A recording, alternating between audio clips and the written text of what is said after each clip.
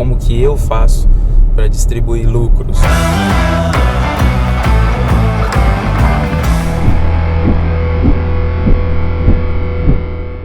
Fala pessoal, tudo bem com vocês? Muito tempo aí que eu não solto um vídeo. Fiz umas perguntas no Instagram lá recente, perguntando quais as dicas de vídeo e temas que a galera quer saber, né? Além, é claro, das aulas, porque as aulas é algo que eu tenho que estar parado no escritório, etc. Agora tem coisas que eu posso ir conversando com vocês no carro, porque agora estou indo para casa, que dá para responder. Uma pergunta muito inteligente que me fizeram lá no Instagram foi a seguinte: como distribuir lucro, né? Como que é a maneira correta ou melhor, né? Como que eu faço para distribuir lucros? Por que eu acho essa pergunta uma pergunta muito importante? Eu já quebrei por não saber responder essa pergunta na época. Se eu soubesse a maneira que eu faço hoje, eu não teria entrado em crise, não teria quebrado, não teria tido um prejuízo gigantesco. Então assim, como que eu faço? Primeira coisa que você tem que entender é o seguinte, tá? Para você entender e aprender a distribuir seus lucros e a mexer com seus rendimentos, você tem que colocar na sua cabeça uma coisa bem simples: você e a empresa são duas pessoas diferentes. Esse é o erro número 1, na minha opinião, que os novos empresários, que os empreendedores, que as pessoas cometem. Eu cometi durante muitos anos, tá?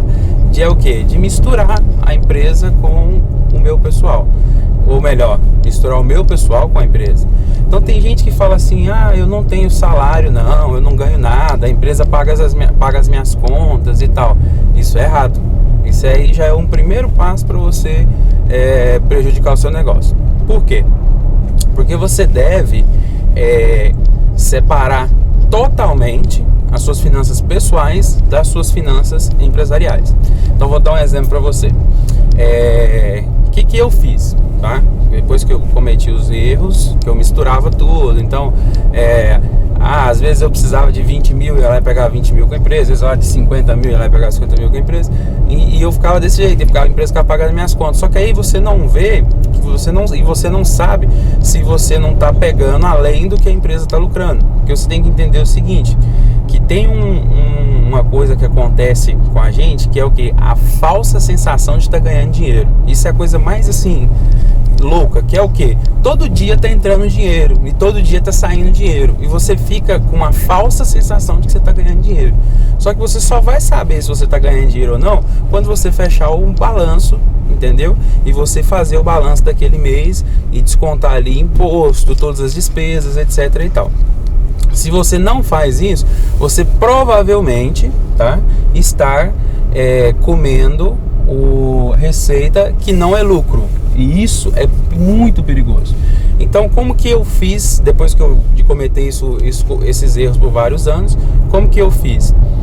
Quando eu comecei o Grupo Kaiser, que depois hoje se chama Grupo KPG, eu fiz o seguinte: eu coloquei um salário para mim de R$2.000, tá? Na época, qual a conta que eu fiz? Eu fiz assim: quanto que eu preciso para sobreviver? Sobreviver é diferente de viver, tá? Viver é sair, jantar fora, passear, etc. Sobreviver é pagar aluguel, pagar alimentação. Até o carro, eu tinha aberto mão de carro, tava andando a pé porque eu não precisava de carro nessa época. Então, R$2.000 dava. Então, a minha retirada era R$2.000.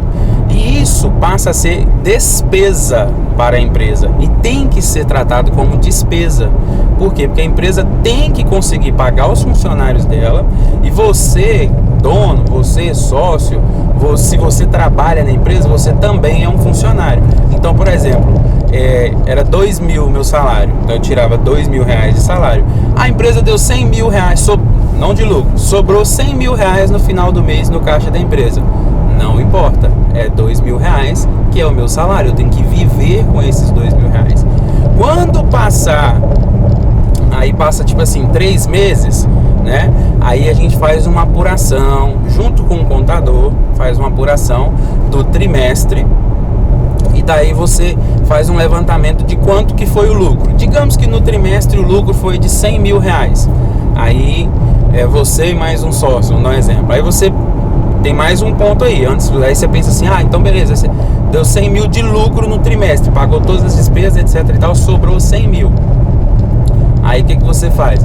Você faz o planejamento para os próximos 3 meses. Então você planeja assim, bom, quanto que a gente quer gastar, investir para os próximos 3 meses? Vamos separar aqui 50 mil para a gente investir e vai conseguir bancar essa operação para os próximos 3 meses. Ok, os outros 50 mil, aí sim a gente pode fazer uma distribuição de lucros dele. A gente distribui e daí vai, por exemplo, 25 mil para cada sócio, nesse exemplo que eu estou citando para vocês. E daí o sócio que trabalhou, né, que era funcionário, ele recebeu, vamos colocar assim, janeiro, fevereiro e março. O cara recebeu 2 mil em janeiro, 2 mil em fevereiro, 2 mil em março. No início de abril, findada a apuração do primeiro trimestre, ele recebeu os 2 mil dele de abril e mais 25 mil reais referente a esse período aí. Então se você pega esses 25 mil aí do trimestre e dividir pelos meses, pelos 3 meses, você vai ver que dá uma média bacana, dá uma média aí, sei lá, de 7, 8 mil reais. Conta de cabeça eu sou meio ruim. Então assim, dá uma média bacana. Então os primeiros 3 meses é difícil, gente, tá? É complicado. Mas aí você pensa assim, os próximos 3 meses, a pessoa pega esses 25 e daí ele tem esses 25, né? Mais os 2 mil que ele tem mensal garantido. Então você coloca aí que ele já tem um rendimento de 10 mil mensal nesse próximo trimestre, entendeu?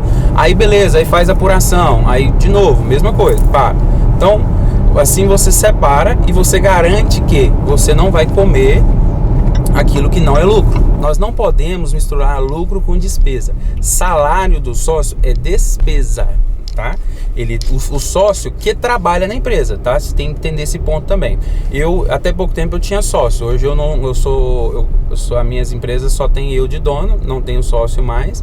Comprei a parte do sócio.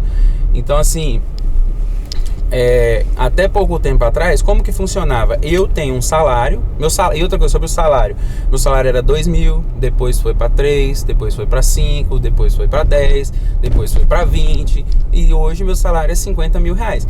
O meu salário é 50 mil reais. Não importa se a empresa lucrou 1 milhão, 2 milhões, 10 milhões, 100 milhões, não importa quanto ela venha a lucrar, eu só posso pegar o meu salário. E na época que eu tinha sócio, meu sócio não trabalhava para a empresa, ele não trabalhava para a empresa, então ele não tinha salário. Então o sócio que você tem que entender o seguinte: o que você tem que pôr na sua mente a respeito da retirada mensal? Se eu fosse contratar uma pessoa para fazer o que eu estou fazendo, seria justo eu pagar ela esse valor? Entendeu? Ou tipo assim, eu acharia alguém para fazer o que eu estou fazendo por esse mesmo valor? Então você pensa assim, tem que pensar assim, eu acharia alguém para fazer o que eu estou fazendo por esse mesmo valor? Então, por exemplo, se você está fazendo um salário para você de 5 mil, você tem que pensar o seguinte: no mercado, alguém para fazer exatamente aquilo que você está fazendo, você acharia por 5 mil? Se você acharia por 5 mil, beleza. Agora, se você estiver inflacionando muito, não, vou colocar um salário aqui de 50 mil reais porque a empresa pode pagar, mas o seu lucro vai ser bem menor, entendeu? Se você seguir essa dica aí, você não vai comer a receita da sua empresa achando que é lucro. Pelo contrário, você só vai pegar realmente aquilo que é lucro da sua empresa. Então, gente, fica a dica aí para vocês de como que eu faço com as minhas finanças empresariais, com as minhas finanças pessoais, no que tange a retirada mensal, né? Que no meu caso é salário. Eu sou funcionário da empresa. Se eu não trabalhar, eu não recebo. Então, digamos que no futuro eu pare de trabalhar para a empresa, eu só vou passar a ganhar o lucro, que vai ser apurado trimestralmente ou semestralmente, dependendo do gestor da empresa, tá? Então assim, quando você faz isso, você pensa no longo prazo, você pensa grande e você tem resultados muito maiores. E as chances de acontecer algum problema, ela é muito minimizada, beleza? Então é isso aí, pessoal. Deus abençoe a vida de cada um de vocês aí. E lembre-se, nunca foi sorte, sempre foi Deus.